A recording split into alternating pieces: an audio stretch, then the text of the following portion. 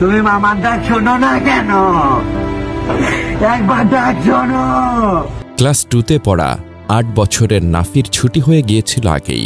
তার মা আর একই স্কুলের ক্লাস 9-এর শিক্ষার্থী খালাতো বোনের সাথে সে অপেক্ষা করছিল তার ক্লাস 6-এ পড়া বড় বোন নাজিয়ার ছুটি হওয়ার জন্য।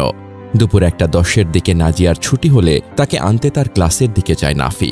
ঠিক তখনই আকাশ ফুঁড়ে ভয়ঙ্কর শব্দে ভেঙে পড়ে একটি যুদ্ধবিমান স্কুল প্রাঙ্গণে।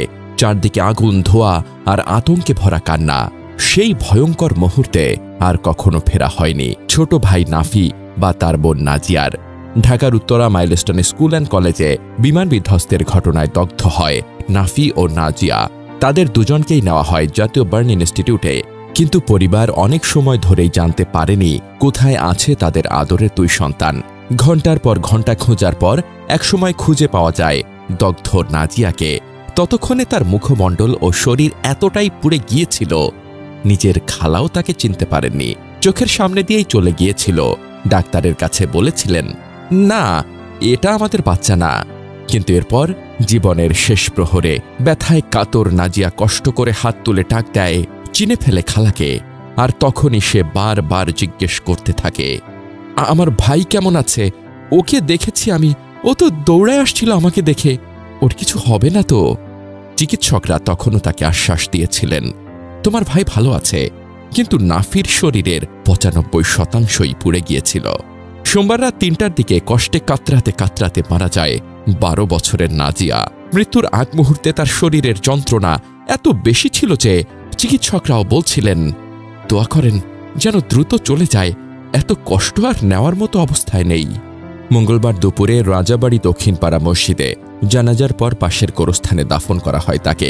আর সেই ভাই যে দৌড়ে গিয়েছিল বোনকে আনতে, যে ওর খেয়াল রেখেছিল শেষ মুহূর্তেও, সে মারা যায় পরদিন মঙ্গলবার রাত 12টার দিকে। নাজিয়ার বাবা আশরাফুল ইসলামকে একমাত্র মেয়ে হারানোর পরদিন পার না হতেই খবর পান ছেলের মৃত্যুর। বুধবার দুপুরে রাজাবাড়ির বাসার নিচে আনা হয় নাফির মরদেহ। একজন মা আসেন তার ছেলেকে শেষবারের মতো আদর করে বিদায় জানাতে, কিন্তু ছেলের শরীর এতটাই পুড়ে গিয়েছিল যে সংক্রমণের ভয়ে তাকে ছুঁতেও দেওয়া হয়নি, চুমু দেওয়ারও সুযোগ পাননি তিনি। তাহমিনা আখতার, এই মা তখন প্রায় 9 মাসের অন্তঃসত্ত্বা, যিনি বাইরের স্কুল গেটে ছিলেন, কিন্তু ভেতরের আগুন কেড়ে নেয় তার 2 সন্তানের প্রাণ। একজনকে চিরদিনের মতো গর্ভে রেখেছেন আর 2জনকে কবর দিয়েছেন। আর বাবা আশরাফুল ইসলাম, একদিনের ব্যবধানে 2 সন্তানের মরদেহ কাঁধে তুলতে হলো তাকে, যাকে বলে পৃথিবীর সবচেয়ে ভারী বোঝা। মানুষ তাকে 2 পাশে ধরে নিয়ে যেতে হয়েছে, ভেঙে পড়া শরীর আর গলা টিপে ধরা কান্নার ভার সহ্য করতে না পেরে। আজ রাজাবাড়ি দক্ষিণপাড়া কবরস্থানে নাজিয়ার কবরের পাশে ঘুমিয়ে আছে ছোট্ট ভাই নাফি। নাজিয়া শেষবার হাসপাতালে শুয়ে যে ভাইয়ের খোঁজ করছিল, আজ তারা দুজনেই পাশাপাশি শুয়ে আছে, চিরতরে, নীরব, নিস্তব্ধ। এটা শুধু একটি দুর্ঘটনার গল্প নয়, এটা ভাই বোনের অকৃত্রিম ভালোবাসার শেষ মুহূর্তের গল্প। এক মায়ের ছেলেকে স্পর্শ করতে না পারার ব্যথার গল্প, এক বাবার 2 সন্তানকে হারানোর অসহনীয় কষ্টের গল্প। এটা আমাদের সময়ের এক গভীর ক্ষত, যেখানে এক স্কুলের প্রাঙ্গণেই ভেঙে পড়েছে অনেক পরিবারের স্বপ্ন, ভবিষ্যৎ আর হাসি মুখ।